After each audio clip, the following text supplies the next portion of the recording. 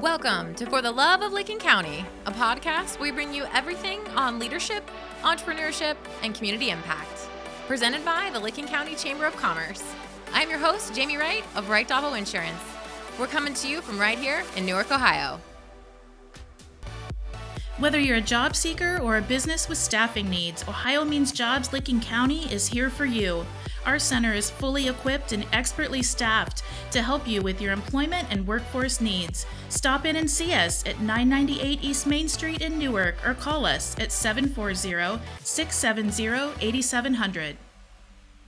When you hear the word caregiver, what image comes to mind? At Home Instead, our caregivers are men and women from all walks of life, grandparents and college students, barbers and teachers. Our caregivers live and lead with a servant's heart. They want to help others, make a difference, and give back. We thoughtfully match our caregivers with our clients and look for common interest. Matching teacher with teacher or veteran with veteran allows us to create enjoyable experiences and lasting friendships. Find out why our caregivers tell us working at Home Instead is the most rewarding job they've ever had.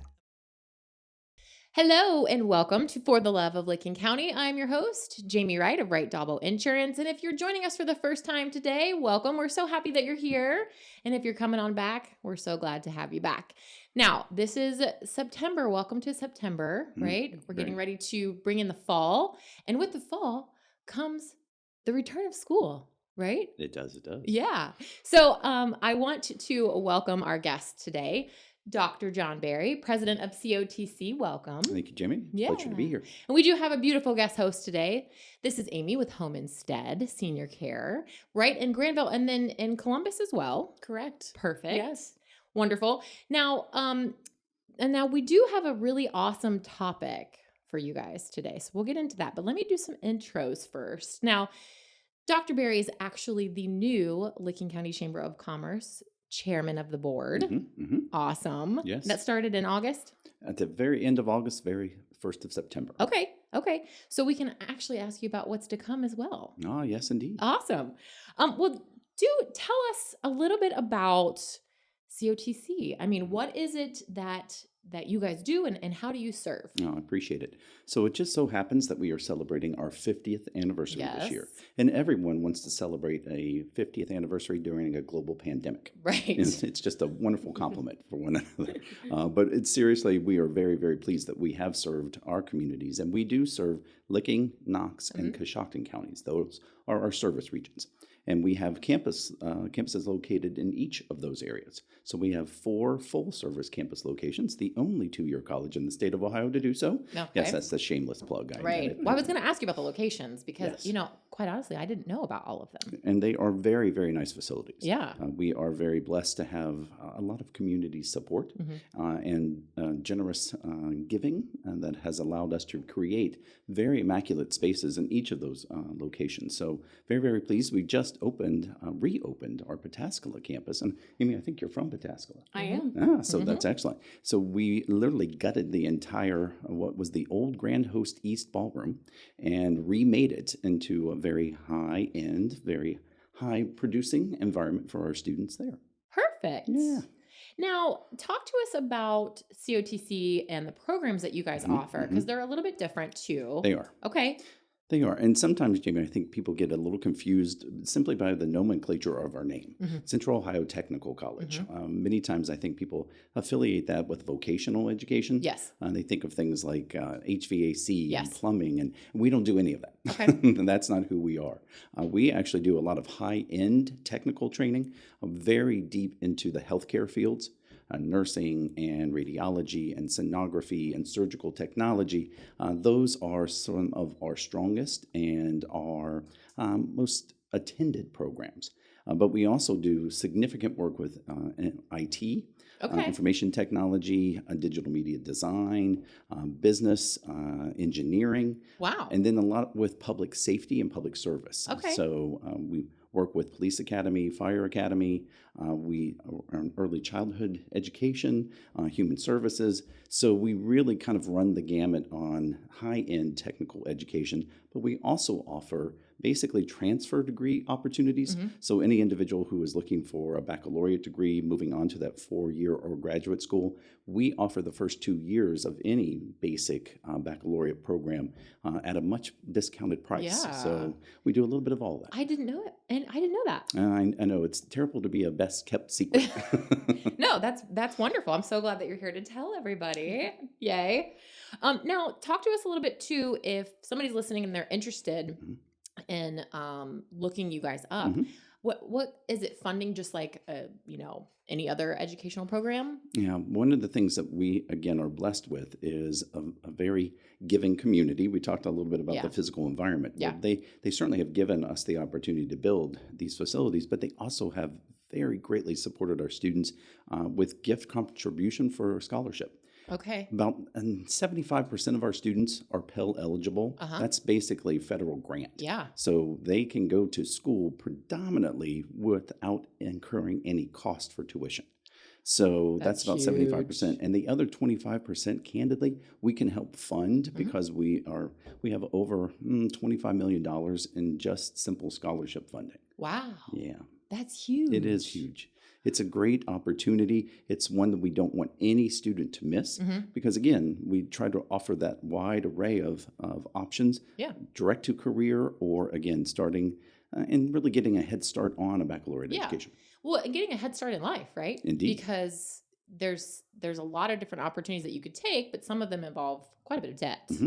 So getting your foot in the door right away is a huge opportunity. Very much so. Very much so. Now tell us about the 50th anniversary. What are you guys planning to do?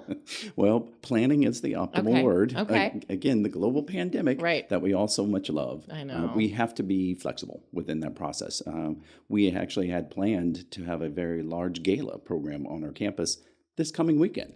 But we've postponed that given some of the developments and some of the virus mutations and having to be masked on campus. Right. It's the right thing to do, but it doesn't necessarily jive with a wonderful gala and a night of frivolity and dancing. So yeah, no, I'm with you on that. So we definitely are going to do that in the spring. We're actually hosting some measure of a community-wide event and celebration on each of our campus locations. In October, we are actually going to be showing an outdoor drive-in movie. It's the original Willy Wonka and the Chocolate Factory. Oh, that's fun. Because it was released in 1971, which Okay. was the year that we were founded and the year that we started. And my team has convinced me to dress up as Willy Wonka. Nuh-uh. Oh, yes, indeed. And we will be giving out treats and candies and goodies to all the attendees. Oh. And I said, if I do this, though, that they will dress up as the Oompa Oompa Loompas. Loompas and some of the other cast of characters of the movie as well. So obviously there's going to be pictures, right? This will be on social media There for will everybody. be pictures. Unfortunately, yes, we will capture this moment in time. But looking forward to it. It's going to be a great time. That sounds like so much fun. Yeah. I can't wait to see that. I really can't. Did we tell you about the velvet ice cream? No. Let me tell you about the velvet ice cream because that's a good one. So Velvet, we have partnered with them directly because they too are a local institution and have grown up in this region. And we approached them and said, look, we want to do something special for our 75th anniversary. What do you think about that? And they said, we're on board. So they created our very own flavor that has never been introduced in the history of the world. Velvet ice cream created the Berry Rumble. And it is a mixture of strawberry, blueberry, and blackberry. And it's mixed together, and it's quite delicious, I have to admit. They actually provided 3 different flavors, finalist flavors, and we allowed our communities to vote on which one they like to see. And Berry Rumble came to the top. I don't know if that was your namesake. Yeah, it's a little pun. Okay. I like that. Okay. I think it's adorable. I admit. How much fun is that? Yeah, it's been a lot of fun. Yay. Well, that'll be fun to see too. So, I mean, make sure you follow their Facebook page because I'm sure that's going to be posted there. It is. And we're actually serving it at anything and everything because the smallest run they're able to do is basically 123-gallon drums. Right. So we've been having lots of ice cream. Yeah. And we would like to share it with as many of you as possible. Yay. Well, awesome. Well, before we move on to the topic, Amy Huddleston. Okay. So, I didn't know too much, to be honest with you, about Home Instead. So I did a little bit of research. And when I went to your website, it was just sunshine and light. Like the people there, you guys look like you have so much fun. We have a lot of fun. Oh, well, tell us a little bit about what makes you guys special. I will say that the team that we have and the caregivers we have are what make us really special in this local community. We started this almost 17 years ago. I did all by Yeah. myself, and it's a franchise. And I just wanted something that was helping people. I wanted to get out of the business world, and I was working, in marketing and so forth, and said, I just don't feel fulfilled. And when I heard about this, it's all non-medical. So I didn't have to be a nurse. I didn't have to be a doctor, but I could enhance the lives of older adults. And I thought, that sounds interesting. So we started it, and I know God has just blessed me with this incredible team of people that at our office, no matter how challenging the day gets, we know what we're doing is enhancing the lives of both the caregivers that work for us and the clients that we serve. And it's just this amazing family. So we're changing lives every day, and we work really hard, but also work as a family and know that it's just a great mission and a vision that we have that we get to do together. Or your website's branded very well. Thank you very much for saying so. Yeah. Now, Dr. Barry, you have some personal experience. I do, and we did not plan this. Right. I didn't even know Right. that Amy was going to come in today. But my wife happens to be served by the Home Instead group and has been for about 4 months. And her caretakers are wonderful, all three of them. And we've had a wonderful experience, and we'll continue to utilize them as long as she needs to. She had to have a reverse shoulder replacement surgery.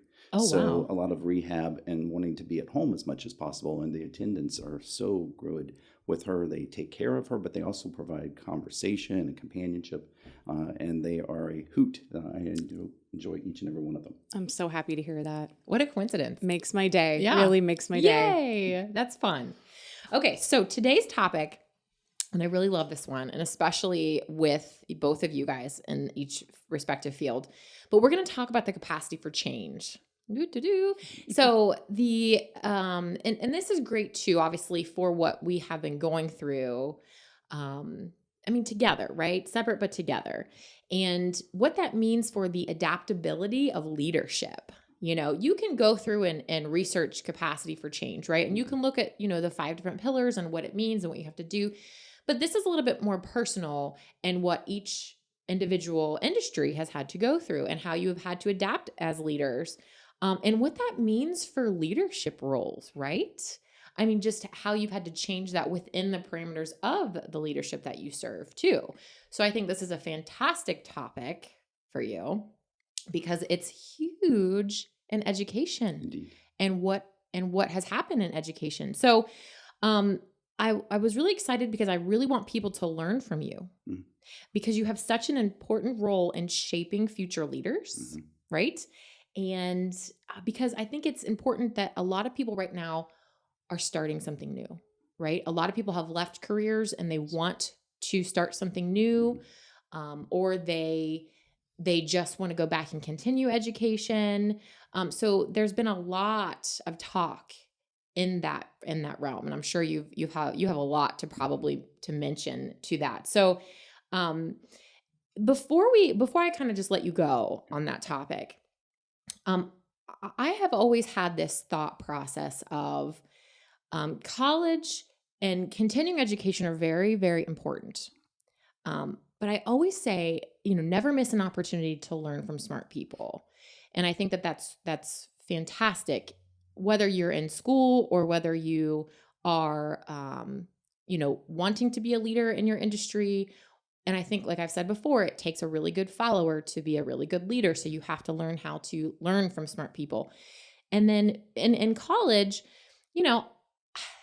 there's a few things that I remember, some formulas here and there, but I'm not going to remember like the definition of Pythagorean theorem, and I'm not going to remember like the opposite of A plus or minus the square root, blah, blah, blah, whatever.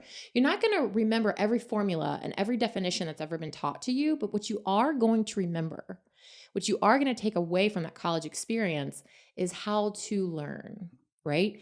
And how you have to adapt in an ever-changing world. And I think right now, especially, those two things are extremely important. How to learn something and how to adapt in a changing world. So, speak to that. Unpack that all for us. I know that was a lot. That's a lot. Yeah. That's a lot, but those are good things to unpack. Yeah. And I think I'll jump in with you and I'll start this process.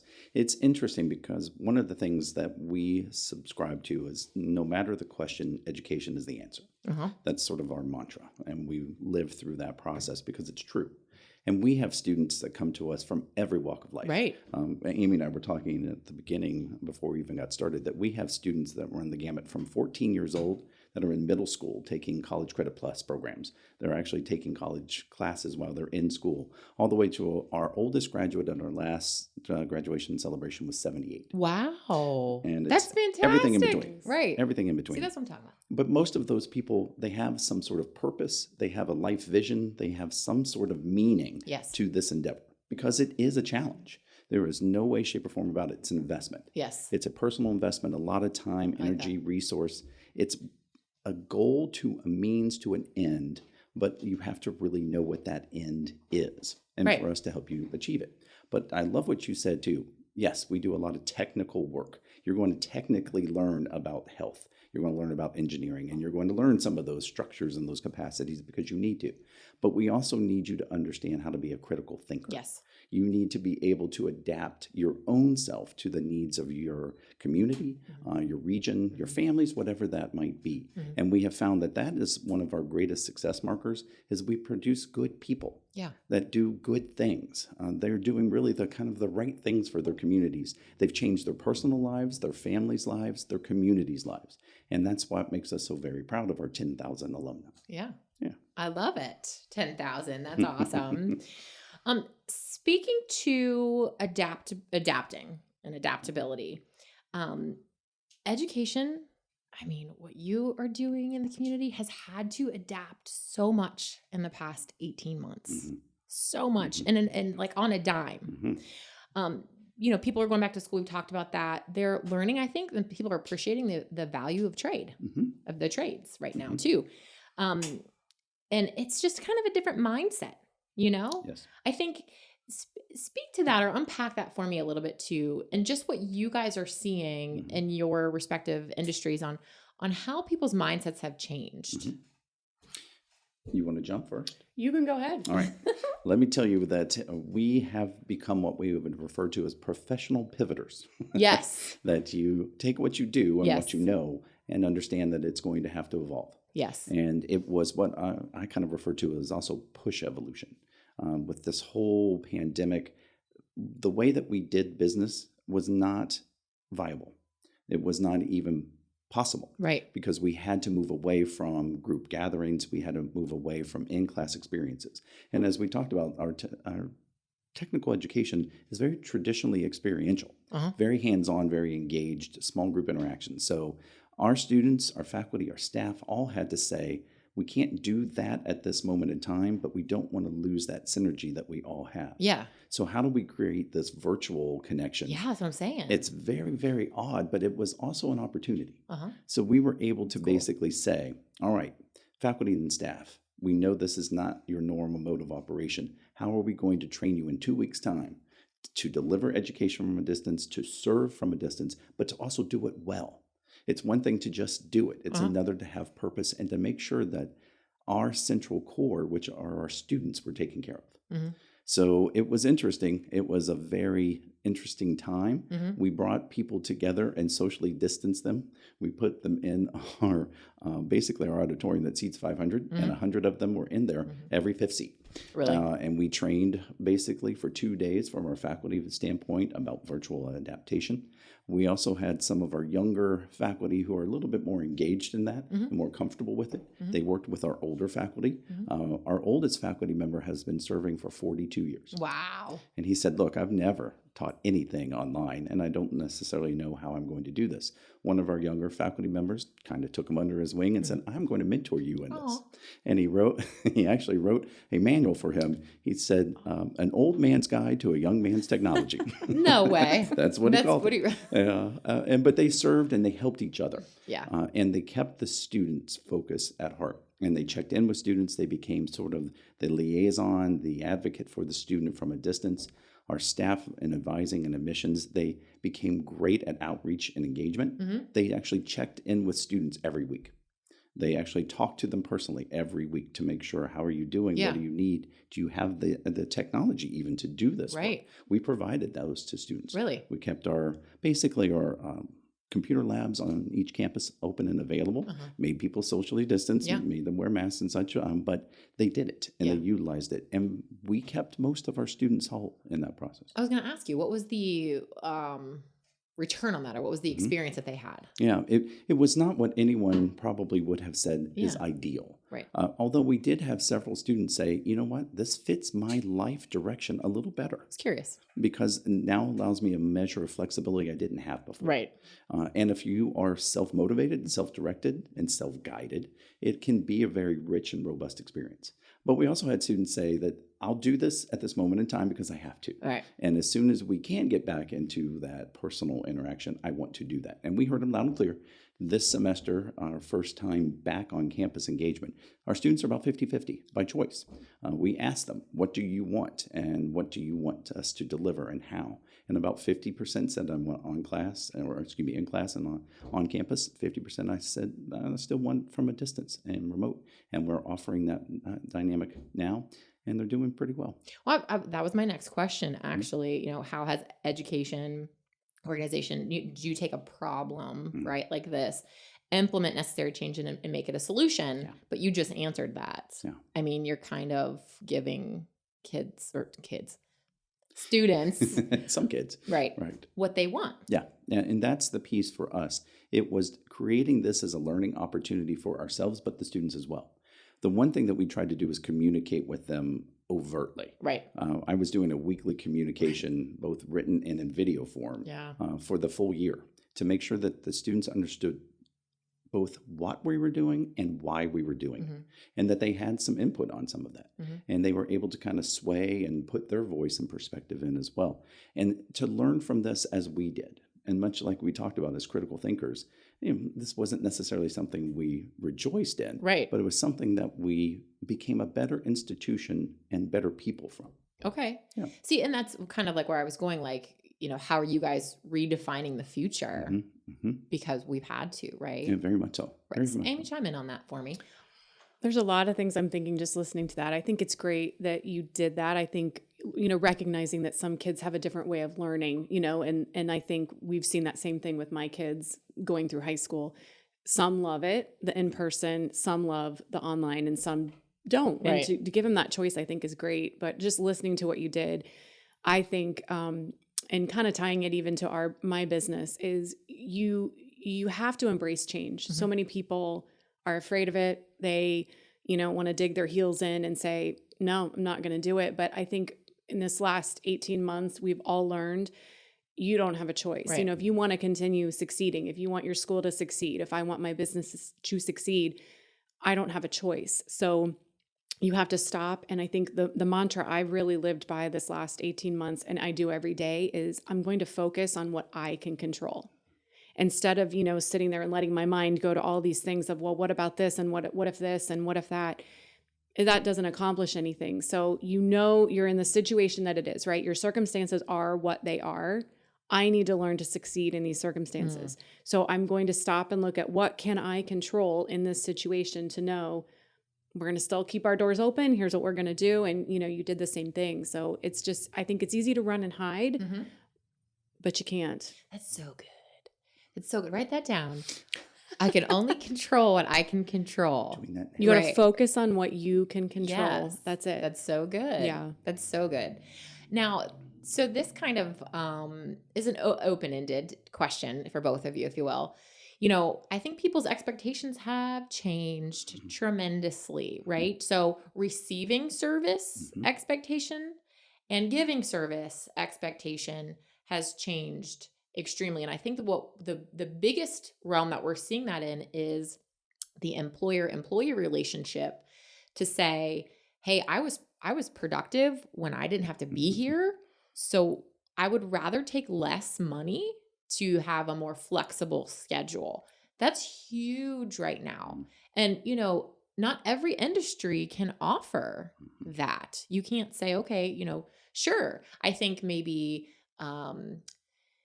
like project oriented industry, but how do you do that in retail? How do you do that in, senior care? How do you do that in education? So how are we to manage people's expectations going forward? And industry wide, like how do we shift that? What's your advice?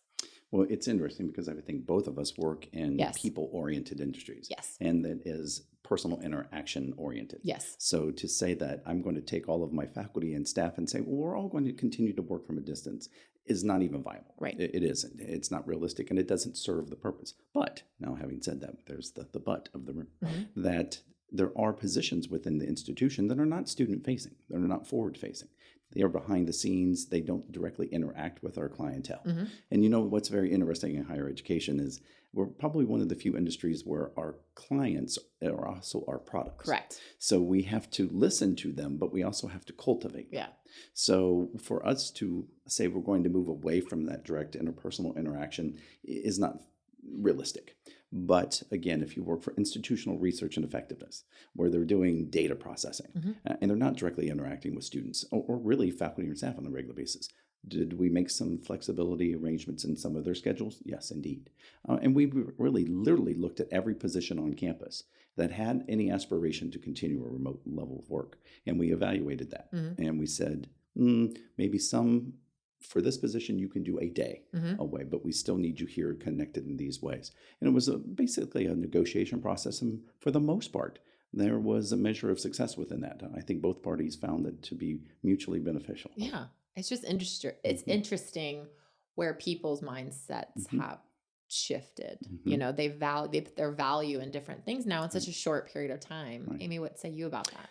I would say totally agree with that. I feel like we've had some people come to us, which has been great, saying, I want to change my career, where I want to do something now that's Right. rewarding and I'm helping someone. And, it's definitely, you're not going to win the lottery being a non-medical caregiver. But if you want something that's going to fill your bucket and your heart every day, this would be it. I think we're in a situation similar to education, though, that we can't be flexible. Where, we provide one-on-one attention to a client, and you can't say, I'll be a little flexible with you. Right. You don't need to be there for 24 Right. hours when they have dementia and they wander. I mean, you do. Right. So I think we have to be more competitive, though, right now in the way we treat our employees. And I think that's something we've done really well in this county, where we've built a great reputation for the way we treat our caregivers just as well as we treat our clients. And so there's a big benefit to that, where when I'm going to be flexible with you when you need the time off, but when you're scheduled to work at these hours, you need to work those hours. And they appreciate that. We don't make them feel guilty when they can't work, and we give them unlimited time off, but you're also, expected to be there the hours that we need you to be there in person. Yeah. And that's such a good point. Again, speaking to the industries that can't necessarily have such flexible hours, just being able to give people, it's interesting to me what's going to happen, and where things are going in such a short amount of time. Like, it's so much different than it was 20 years ago, 10 years ago, 5 years ago, 18 months ago, right? I think just the value of, so it'll be interesting to see what happens in the next year even, especially since we're, kind of coming through this and still kind of, it's coming back and it's 2 steps forward and 1 step back. And you know what I mean? There's so much changing.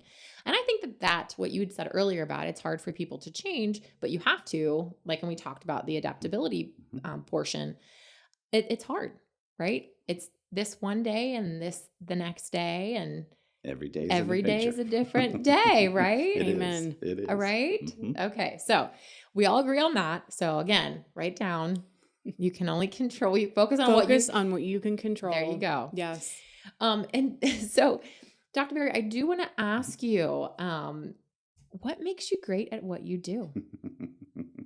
Well, I would dare say you should probably ask other people that question. But one of the things I think, when you're a leader or a manager of an organization, and those are 2 different skill sets, they are. But sometimes you have to play both of those roles. Right. And as a college president, you do. Right. I think being able to be the chief advocacy officer of your institution is a role that I enjoy. And it's a role that I think I'm good at. If you're not the primary cheerleader of your organization, something is wrong. Yeah. Because if you can't celebrate who you are and what you do every day, then you're probably not in the right business. So I would say that is probably one of my central strengths, is to make sure that people understand that we have a passion for the work that we do, and we believe in the organization and the people who do it. That's a prime goal. It's a primary mission, and it's what I love to do. I hope that I have some other skill sets to offer, but that's probably my biggest. That's so good though. I mean, so. you're right. So how would you define your leadership style? I would say, and there are scads of leadership management literature pieces that say, well, you could be this or you might be that. But I would definitely say, if you talk to the teams that I work with, that I'm much more of a democratic type of leader. I like to hear people's voices. Now, it doesn't mean that I won't make a decision. Right. It means that I try to take all perspectives whenever possible in the room, mull them around, make sure that we take them, we debate them, we find out what a synergistic kind of response is that we can all be comfortable with, and we agree and we move forward. Yeah. So that's what I typically would like to do. Again, with some of this craziness the last 2 years have brought, sometimes you don't have the luxury of that. Right. And you have to make a determination and a decision and explain why. But again, the majority of the time, I would say from a democratic perspective and a lot of relationship orientation, that relational leadership of, I expect you to have a voice and I expect you to use a voice. And actually, I will probably cajole you a bit if I don't hear from you. So everybody in that room has both a responsibility and a purpose. And they have the gift, but they have to exercise that gift.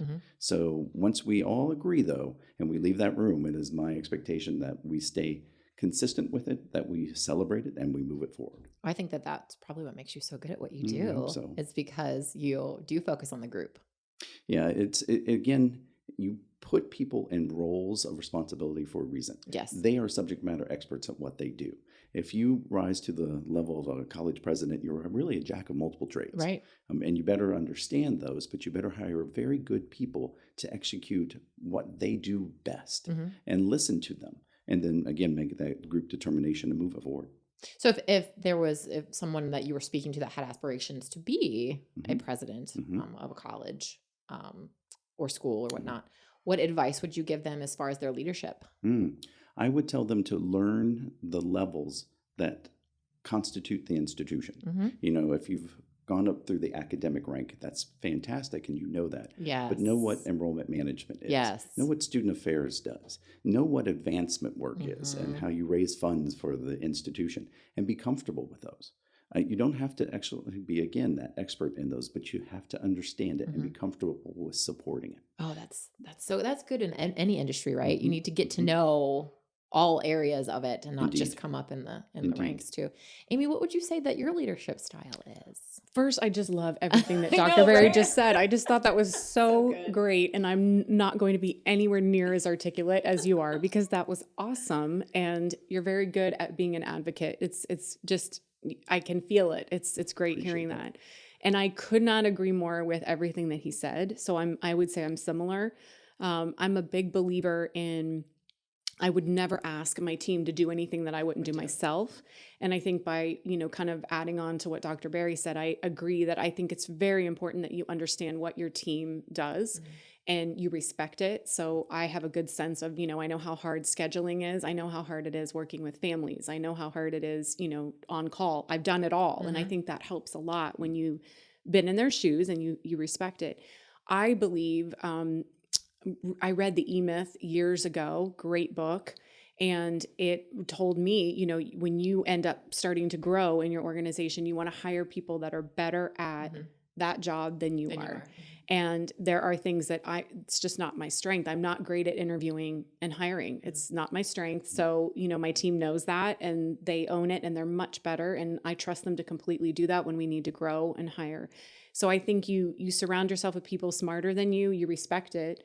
I think it's great. And I agree. You hear their voices. You let them know, I want to have this conversation. I expect you to give me your input, but I'm going to make a decision at the end of the day. And I just couldn't agree more with his leadership style. I think I'm similar. I'm pretty tough, I would tell you, but I'm also, I'm a mom, I'm a woman, so I'm very understanding too. I think of their situation, when their kids are starting kindergarten or whatever it might be. I'm like, go, go, take that time.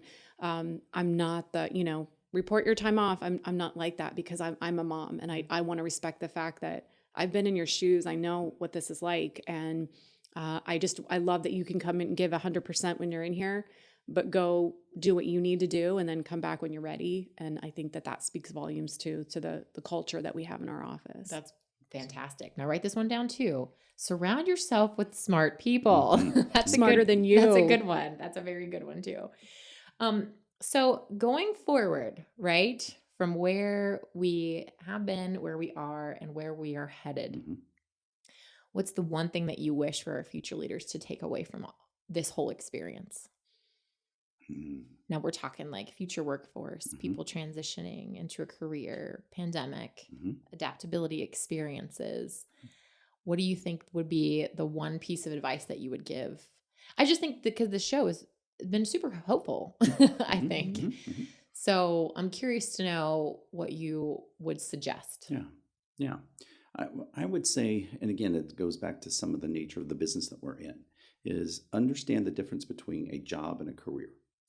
Jobs are important. They pay bills. They give you skill sets. But a career is a calling. And understand what you are enthusiastic about, what your passions bring. Why do you want to be a caregiver? Because you love people and you take good care of them and you're passionate about and you want to help others. That's where you define your career assets and you move that forward. So look at that picture very, very intently, because right now it's very easy to walk down the street and everybody's trying to hire you. Yes. I mean, literally, they would try to grab you off the side of the road. They will. Watch out. Right. And there's nothing wrong with that. But what's your long-term vision for yourself, your family, your community, so that you can provide that? One of the things that we talked about, education is the answer, right? But we also know that education is the only true disruptor to intergenerational poverty. So if you come from that moniker and you live that life, if you want to break that cycle, educate yourself, guide yourself through this career path, let others help you achieve that goal that you aspire to, and be that person that you want to be. That's so good. Why didn't I get to go first? Can you follow? I mean, the only thing I would say is I have a freshman in college this year, my son, and he's not completely sure what he wants to do. But I'm being very vulnerable here. He really was focused on, I want a good career where I'm going to make a lot of money. And I said to him, that is not a good idea, not at all, because you're going to work for a long time. You're going to have any job where you could make money, but you could be completely miserable. So I talked to him about you want to feel like you're fulfilled every day. At the end of the day, when you go home, you want to say, what did I contribute that made the world a better place? What did I do that makes me, sleep better at night? And that's what you need to look at, not money. It's, because you can't, my attitude is when you die, you can't take it with you. It's true. Right? So you need to know that when you go there every day, because you're going to work a long time, you better love it and you better be passionate about it. And that's where you need to gravitate towards. So that was my advice for him. So that's what I would say to people is, don't just look at that signing bonus and you need to know, like, I'm gonna stick with something. I want to feel good about it and make it part of my life. And that's the direction you should go in. Learn, work hard, be happy. Indeed. Yes. Yeah. So before we head out for the day, I ask a lot of my guests this. What's your biggest life hack? Oh my. Okay, so let me give you mine because everyone's always dumbfounded with this question. Mine's the Kroger ClickList app. Okay. That helps me. It saves 2 hours of my life every week. Okay. What would you guys do? Is there any like little quirks or hints that you would give to anybody? I mean, I guess I'm old fashioned. Like, I just love a to-do list. I just do better with a to-do list. I feel so much better knowing when I feel really overwhelmed and I'm going, I don't even know where to start. I get my list down and then I just start, what's most important. And I cross it off, and I feel so good when that list is crossed off. So I'm an old-fashioned to-do list. No, there's nothing wrong with that. I think again, knowing what you're planning to do and executing that process, that's immense. I'm not a hack guy. I just realized that as soon as you asked that, I am a non-hacker. You don't have like a monthly subscription to anything or... No, don't laugh at me, but each one of us in these times especially needs some sort of stress reliever. Oh, yeah. And for me, I live and die by Spotify. There you go. They are sort of my kind of outlet. Yes. And they, by providing me these playlists of recommendations, it is something I probably do for an hour or two every day. And it's mellowing and it's refreshing and I appreciate that. And I've learned, again, much like we talked about, be open to new possibilities, open to change, because I might not have ever have listened to this artist or that genre. And now I'm a little bit of a fan. See? So there's your life hack. Okay, there's my life hack. Spotify, they have podcasts on there too. They do. Well, before we head out, go ahead and tell everybody your websites or your Facebook pages. And we'll just say homeinstead.com/550. Perfect. cotc.edu. And everything you need to know is right there. Click of a button. Yes, it is. It is. And like I said, your website's wonderful. And you both have Facebook pages? We do. Okay. So you can search those pages on Facebook as well. Thank you guys so much for engaging in this conversation with me. I think partly this was personal. This is a really good topic to talk about, especially what everybody's experiencing right now. So I really appreciate being vulnerable. I really appreciate opening up and giving everybody your advice. Thanks so much for being here. This was awesome. Great experience. Thank you. Join us next month. We're going to have Todd Anderson with Newark Station on. That's going to be a really fun show too. That'll be a really fun topic as well. So until next time, you guys, stay safe.